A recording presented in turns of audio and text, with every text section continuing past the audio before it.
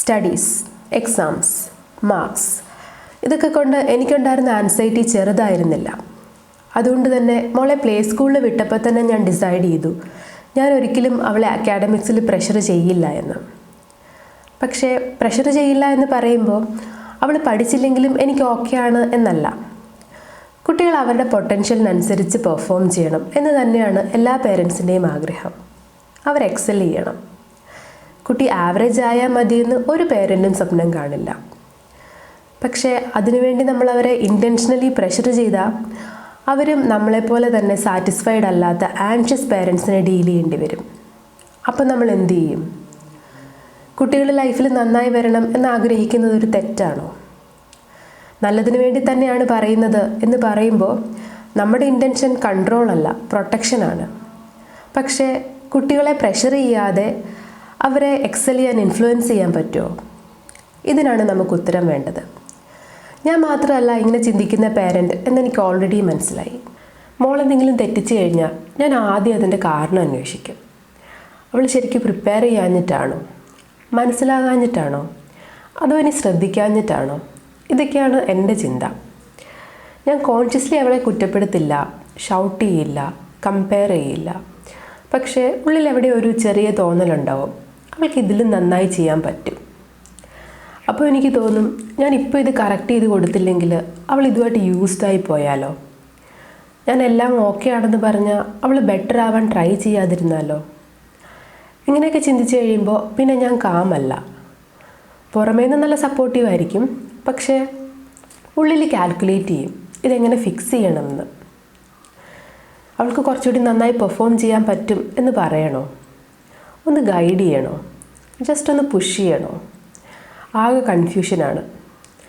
Genuinely എനിക്ക് അവളെ pressure ചെയ്യണം എന്നില്ല, പക്ഷേ അവൾ നന്നായി പെർഫോം ചെയ്യണം എന്നുണ്ട്.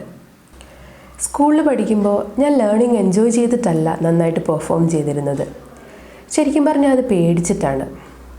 കുറ്റപ്പെടുത്തുമോ എന്നുള്ള പേടി, പാരൻസിനെ ഡിസപ്പോയിൻ്റ് ചെയ്യുമോ എന്നുള്ള പേടി, എനിക്ക് വാല്യൂ ഇല്ലാതായി പോകുമോ എന്നുള്ള പേടി. അതുകൊണ്ട് തന്നെ മിസ്റ്റേക്സ് എനിക്ക് ലേണിംഗ് ആയിട്ട് തോന്നിയിട്ടില്ല, അതൊരു ഡേഞ്ചർ സിഗ്നൽ പോലെയായിരുന്നു.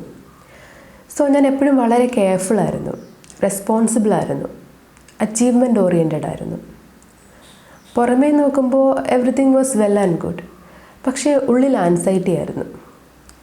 അച്ചീവ്മെൻറ്റ്സ് എനിക്കൊരു സേഫ്റ്റി ബ്ലാങ്കറ്റ് പോലെയാണ് തോന്നിയിട്ടുള്ളത്. ഞാൻ നന്നായിട്ട് പെർഫോം ചെയ്താൽ സേഫാണ്, പക്ഷേ എവിടെയെങ്കിലും ഫെയിലായാൽ വൾണറബിളായിട്ട് തോന്നും. ഇപ്പം ഞാൻ എന്നോട് തന്നെ ചോദിക്കുന്ന ഒരു ചോദ്യമുണ്ട്. എൻ്റെ മോള് നന്നായിട്ട് പെർഫോം ചെയ്യണം എന്നെനിക്ക് തോന്നുന്നത് ശരിക്കും അവളുടെ പൊട്ടൻഷ്യൽ മനസ്സിലാക്കിയിട്ടാണോ, അതോ എൻ്റെ ആ പഴയ പേടി ട്രിഗർ ആവുന്നതാണോ? ആ ചോദ്യം ശരിക്കും എൻ്റെ വോൾ പേഴ്സ്പെക്റ്റീവ് തന്നെ മാറ്റി. ശരിക്കും പറഞ്ഞാൽ സ്വന്തം കുട്ടി ആവറേജായി പോകുമോ എന്ന എല്ലാ പേരൻസിൻ്റെയും ഉള്ളിൽ എവിടെയോ ഒരു കൺസേൺ ഉണ്ട്. ആവറേജ് ഹ്യൂമൻ ബീയിങ് അല്ല, average efforts, average ambition, average discipline. അപ്പോൾ നമ്മൾ അവരുടെ ഫ്യൂച്ചർ ഇമാജിൻ ചെയ്ത് നോക്കും. നന്നായിട്ട് പെർഫോം ചെയ്തില്ലെങ്കിൽ അവരുടെ ഭാവി എന്താകും? വേണ്ട സ്കിൽസ് ഡെവലപ്പ് ചെയ്യാൻ പറ്റാതാകുമോ? അവരുടെ പൊട്ടൻഷ്യൽ വേസ്റ്റ് ആവുമോ? ഇതിനൊക്കെ പുറമെ നമ്മൾ വേണ്ടത്ര പുഷ് ചെയ്തില്ലെങ്കിൽ അവർ ലൈഫിൽ ബുദ്ധിമുട്ടേണ്ടി വരുമോ എന്നുള്ള ചിന്ത. ഇത് ഈഗോ അല്ല, ഇത് ശരിക്കും പേടിയാണ്. കാരണം നമ്മുടെ ഉള്ളിൽ എവിടെയോ നമ്മൾ വിചാരിക്കുന്നത് പെർഫോമൻസും ഫ്യൂച്ചർ സ്റ്റെബിലിറ്റിയും കണക്റ്റഡ് ആണെന്നാണ്. കുട്ടി കേപ്പബിൾ ആണെങ്കിൽ ഓക്കെ, എക്സൽ ചെയ്താൽ ഡോസ് തന്നെ ഓപ്പൺ ആവും എന്നാണ് നമ്മുടെ കോൺസെപ്റ്റ്. അപ്പോൾ കുട്ടി അണ്ടർ പെർഫോം ചെയ്താൽ നമുക്കതൊരു ചെറിയ മിസ്റ്റേക്കായിട്ടല്ല തോന്നുന്നത്, അവരുടെ ഭാവി പോലും അപകടത്തിലാണെന്നാണ്. ആ ചിന്ത നമ്മളെ വീക്കാക്കും. മോള് വരുത്തുന്ന ചെറിയ മിസ്റ്റേക്സ് ഓർത്ത് വെച്ചിട്ട് അതെങ്ങനെ കറക്റ്റ് ചെയ്യാം എന്ന് ഞാൻ അന്വേഷിക്കാറുണ്ട്. ഇമ്പ്രൂവ്മെൻ്റ് ആണ് എൻ്റെ ഇൻറ്റൻഷൻ. പക്ഷേ ഒരു ദിവസം എനിക്ക് തന്നെ തോന്നി ഞാൻ എന്തിനാണ് ഇങ്ങനെ തിരക്ക് കൂട്ടുന്നത്?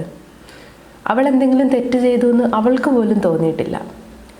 അപ്പോൾ എനിക്ക് മനസ്സിലായി ഞാൻ ഈ ഗൈഡ് ചെയ്യാനും മോട്ടിവേറ്റ് ചെയ്യാനും ഒക്കെ ശ്രമിക്കുന്നത് അവളുടെ ഗ്രോത്തിന് വേണ്ടി മാത്രമല്ല, എൻ്റെ ഉള്ളിലെ ആൻസൈറ്റി കൂടിക്കൊണ്ടാണ്. എൻ്റെ ഉള്ളിൽ എവിടെയോ ഒരു പേടിയുണ്ട്. ഇതൊന്നും ഞാൻ അവളെ പ്രഷർ ചെയ്യാൻ വേണ്ടി ചെയ്തതല്ല.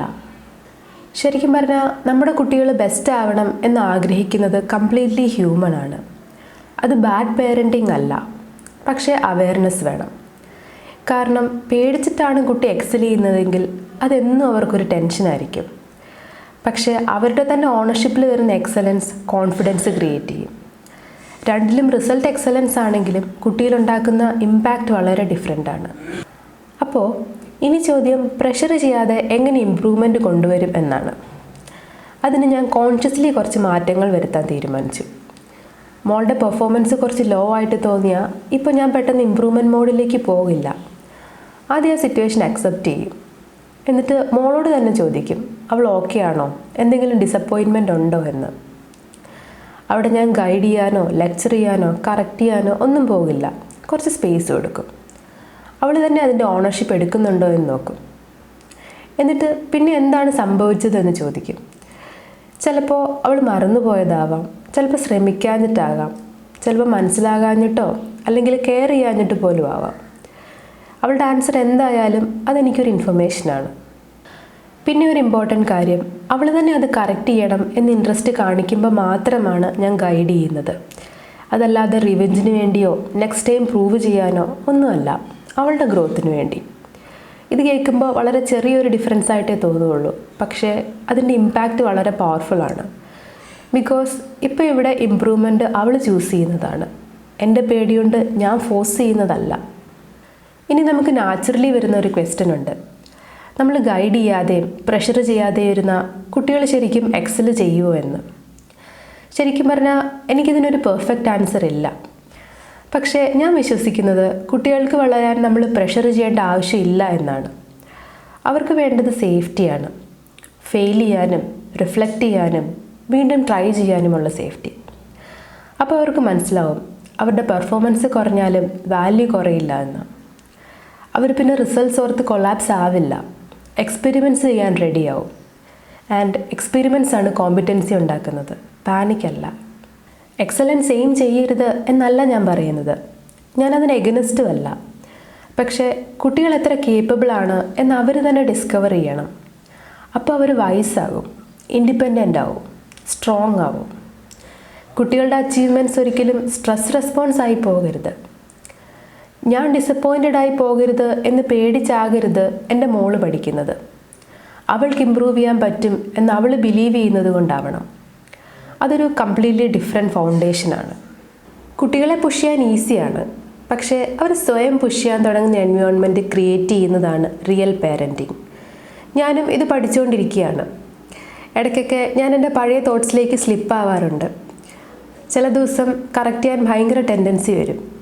ചിലപ്പോൾ തോന്നും ചെറുതായിട്ടൊന്ന് പുഷ് ചെയ്യുന്നതുകൊണ്ട് കുഴപ്പമില്ല എന്ന്. സോ ഞാനും ഇതിൽ നിന്ന് കംപ്ലീറ്റ്ലി പുറത്ത് വന്നിട്ടില്ല. മേ ബി കുറച്ചുകൂടെ ടൈം എടുക്കും. പക്ഷേ ഞാൻ ഒരു കാര്യം ഉറപ്പിച്ചു, എൻ്റെ മോൾ സക്സീഡ് ചെയ്യുന്നത് ഒരിക്കലും എന്നെ പേടിച്ചത് കൊണ്ടാവരുത്. അവൾ സക്സീഡ് ചെയ്യുന്നത് അവൾക്ക് വീണ്ടും ട്രൈ ചെയ്യാൻ ഫിയർ ഇല്ലാത്തത് കൊണ്ടാവണം. ഈ സേഫ്റ്റിക്ക് പ്രയോറിറ്റി കൊടുക്കുമ്പോൾ എക്സലൻസ് ചിലപ്പോൾ സ്ലോ ആയിരിക്കും, പക്ഷേ സ്ട്രോങ് ആയിരിക്കും. നിങ്ങളും നിങ്ങളുടെ കുട്ടി എക്സൽ ചെയ്യണം, അതേസമയം പീസ്ഫുൾ ആയിരിക്കണം എന്ന് ആഗ്രഹിക്കുന്ന ഒരു പേരൻ്റാണോ? ഇതൊരു കൺഫ്യൂഷൻ അല്ല, കോൺഷ്യസ്നെസ് ആണ്. ശരിക്കും പറഞ്ഞാൽ നമ്മളിപ്പോൾ ഇത് ഒന്നിച്ച് കണ്ടെത്തിക്കൊണ്ടിരിക്കുകയാണ്. അപ്പോൾ കമൻസിൽ പറയൂ, നിങ്ങളുടെ കുട്ടി അണ്ടർ പെർഫോം ചെയ്യുമ്പോൾ നിങ്ങൾക്ക് എന്താണ് ആദ്യം തോന്നുന്നത്? ഫിയർ ആണോ, ആങ്കർ ആണോ, ഡിസപ്പോയിൻമെൻ്റ് ആണോ? Let's talk about it. ഈ കോൺവെർസേഷൻ വാലിഡ് ആണ്, വാല്യുബിൾ ആണ്. ബിക്കോസ് നമ്മളാണ് നെക്സ്റ്റ് ജനറേഷനെ ഷേപ്പ് ചെയ്യുന്നത്. എല്ലാവരും ചിന്തിക്കുന്ന പക്ഷേ അധികം ആരും സംസാരിക്കാത്ത ടോപ്പിക്സാണ് ഞാനിവിടെ എക്സ്പ്ലോർ ചെയ്യുന്നത്.